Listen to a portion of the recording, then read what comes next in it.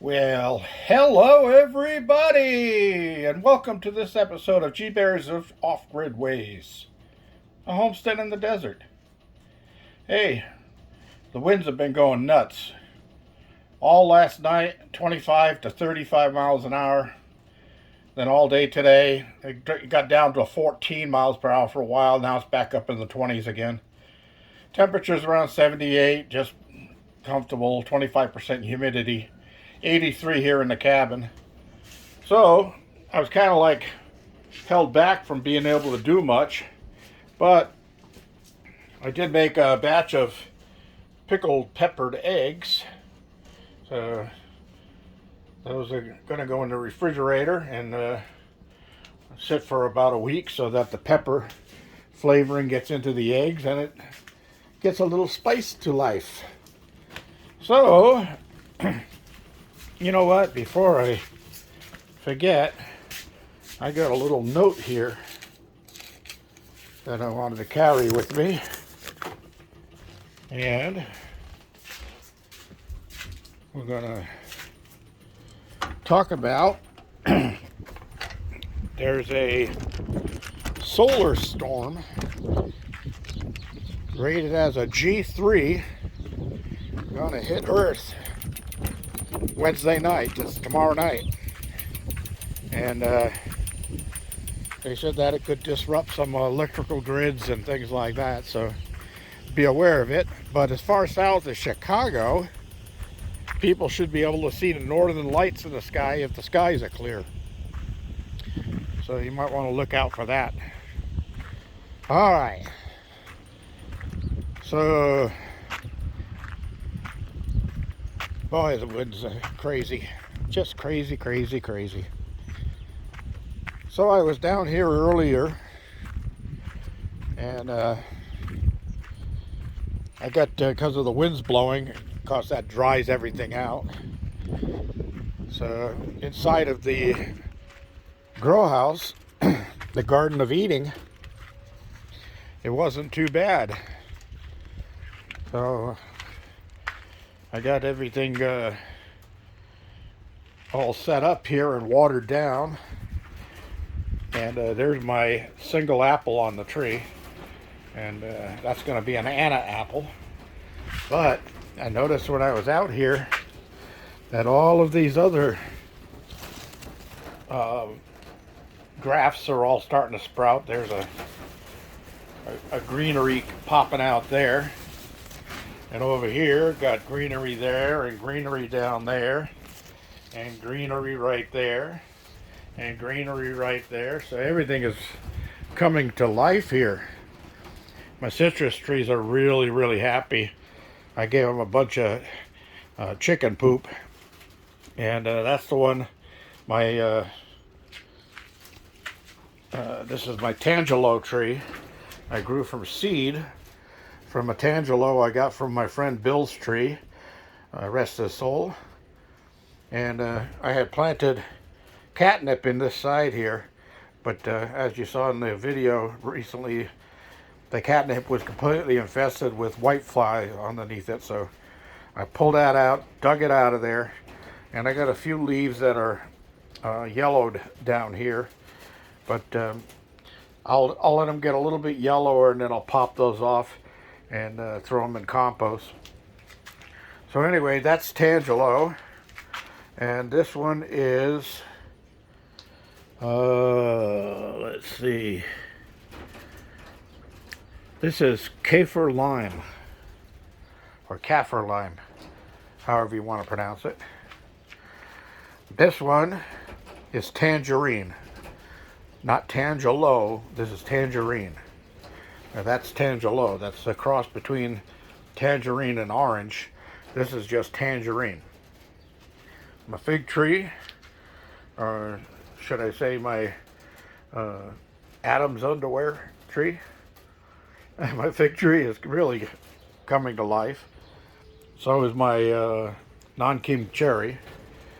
And this one over here is lemon. That's my lemon tree. Very pretty. And a lemon flower is sweet. But the fruit of the poor lemon is impossible to eat. Yeah, see, look, all the green sprouts coming out here. Just loving it. And that's the Fuji apple.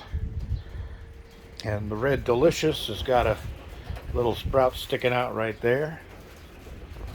The Ambrosia, not so much yet, but it'll be coming pretty soon. And this is an Anjou pear graft. So, cool. Of course, this sprout looks the same as this sprout. So I'll have to check to see which one that is. Anyway, let me move along over here, because I was telling you about that solar storm hitting. I did turn over all the soil, flipped it all over, and found a bunch of little spores and stuff from the mushrooms that were going to sprout up. Because I came out here, there was another dozen of them I had to pick today. So I did turn over all the soil that I could, and pulled up all of the strings and runs of mushroom seeds that were in there. Got out what I could. We'll see what comes up from that now. But yeah, my beets over there are getting pretty happy. And boy, these asparagus, look at the size of that spear. Yeah, they're popping up big time. My little grapevine over there, that's a Mars seedless grape, and it's full of leaves. Just, what was it, 2 days ago I came through here and showed you, and it just had a couple of sprouts on it. Well, let me show you something else. Remember I showed you I had some leaves on my big green seedless, and because I got little clusters of grapes growing everywhere. So there's another one there, and they're all over the place. There's clusters of grapes everywhere. There's one there, there's two right there, there's two right there. Yeah, they're going to get a lot of grapes this year. But look at all the greenery that's popped out of this thing just in the 2 days since we've been here. And yeah, it's really doing well. But let me go around this way. And this is a peach tree. And inside over there on the table, I've got a bunch of little volunteer peach trees in pots. And they grow fast, so I want to go to one. There we go. And I'll have some more peach trees to go in, but I still can't get the wire I need to secure that new addition over there. COVID has caused a lot of that stuff to be delayed in shipping. It all comes from China, and there just isn't any to be had right now, unless I want to drive about 500 miles to go pick up a couple of rolls at 3 times the cost that they're worth. Anyway, this is another seedless grape. This is another Mars seedless purple grape, and it's got some leaves and growth on it. My raspberry's doing fine. This is the Concord grape I just got from Tony and Leanne. And look at all of the growth on this now. It's just going wild. In a couple of days, this thing's going to be just starting to look like that one over there. And I got a stake in here so I can train it to go up to the trellis over the top. Yes, I broke all of this soil up, got it all mulched really well. Not mulched, but turned really well. And all my carrots over there are looking really happy.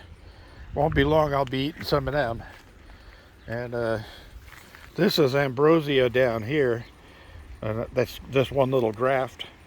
And I just did that graft on the 13th of February.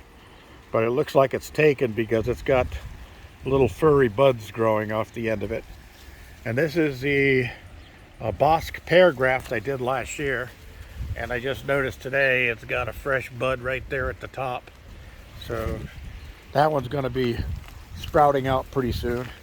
Radishes, I've been eating radishes, and every time I pull some out, some more grow in, and I've got some more seeds to go in there, so I just keep rotating, and I'll put some more seeds in this little bare area, and by the time I'm done eating all the rest of these radishes, those will all be popped up and ready to eat too.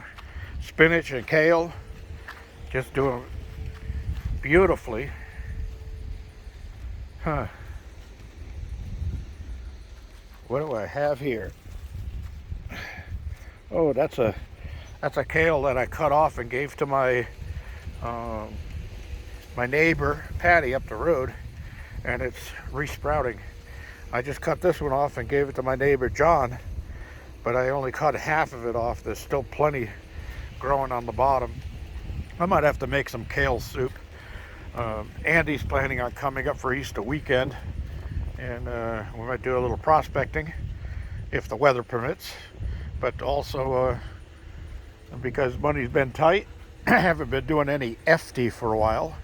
My EFTY connections have kind of like gone downhill, so I guess they all letting me retire sooner. No, I think it's probably because COVID's had everybody out of work and money's tight for them too, and at the price of gasoline right now, it's more than double what it used to cost me to drive to Orange County to do work. And when I get a call from somebody down there and I tell them just the cost of travel just for me to show up is going to be $180, they always say, oh, well, it's not that much of an emergency. It could wait until prices go down. Oh, that's the story. Thanks, Brandon. Anyway, yeah, got everything growing just peachy dandy here. Last one I want to show you, all my pear blossoms are out. Look at this, pear blossoms, and some pears getting set on there already. And then down here, apple blossoms. Yeah, that's the Fuji from Andy's apple tree. It's got 4 blossoms sitting on top right there. And then this one is the Sharon apple, the Gala apple, and those are all opened and ready to go. So I saw a bunch of bees on here earlier today, jumping from flower to flower, so I don't have to do my toothbrush thing on these guys. But look at all of those pear blossoms. Wow. Yeah, if all of those set, I'll have to pluck some off. I'm pretty sure that one there is set. Oh, let me get a clearer shot at it. And yeah, there's a couple set there. So this young tree won't be able to handle all of that fruit. I got more blossoms popping out up here, and more sprouts coming out of the side here. So yeah, and the quins have all dropped their blossoms, and some of them have set fruit. They're hard to see now, but let me see if I can get in here. It is one that's set of fruit on it. So I'll see what's going on with that pretty soon. And my apricot, and all the little buds popping out of my mandarin and tangerine tree. That's going to be interesting to see how many tangerines that thing can sprout out this year. It's been dead every winter since the last 5 years, so it's finally survived this winter thanks to this little box around it. And then there's the cover, and the W that's the side that goes west. That way I don't flip it around, and because this is not precision built. It was just something I slapped together really quickly just to protect it for the winter. And the water bottles down there, for those of you who don't know, if you place water bottles around a tree like that that's sensitive to cold, they'll absorb heat during the day, and then at night they'll radiate the heat back off. And if you got it in an enclosed area, it'll keep your plant warm and above the freezing temperatures. Cool. I ate a bunch of that cilantro the other night with my bistec ranchero, and it's all grown back already. So looks like I'll have to plan to eat some more of that soon. Matter of fact, I did take a steak out. Nah, I'm not going to do that tonight. I think tonight I'm just going to have a steak with steak fries and carrots, steamed carrots. Tomatoes are doing really well. And don't forget, I will show you when those are ready to transplant. I'll show you exactly how to do that and what to put in the hole and how to transplant these things so that you get the best growth out of your tomatoes. Now remember, I did have tomatoes growing in this area last year that never took because they were in the ground, and then we had that surprise freeze at the end of April that killed them all. So I don't really want to try to plant them in this area, and I don't have room over here, and some of the stuff that's over here are not compatible plants like beans and stuff like that. I think beans are compatible with tomatoes. I'll have to double check that because beans actually set